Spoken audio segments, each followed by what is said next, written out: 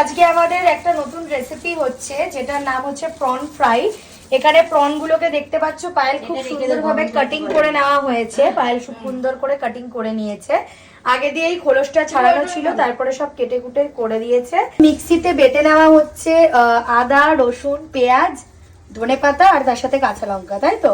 হ্যাঁ। তো এখন এটা মিক্স আপ হবে। তো চলো রেসিপিটা দেখতে থাকো।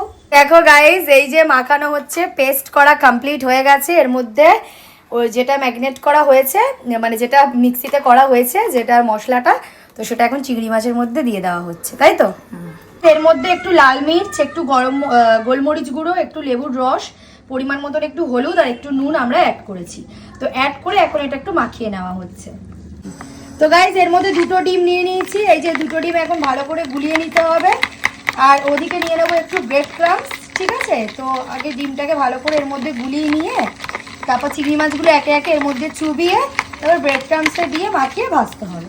তো চলো আগে রেডি করে নিই, তারপর দেখাচ্ছি। ঠিক আছে, এতে এখন দিয়ে দিচ্ছি সাদা তেল।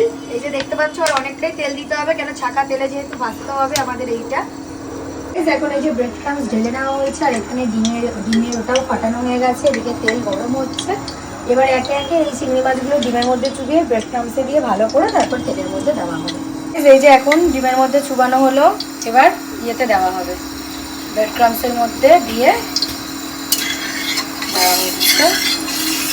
তেলও আমাদের মোটামুটি অনেকটা গরম হয়ে গেছে, ব্রেড ক্রাম্বসের মধ্যে দেওয়া হচ্ছে।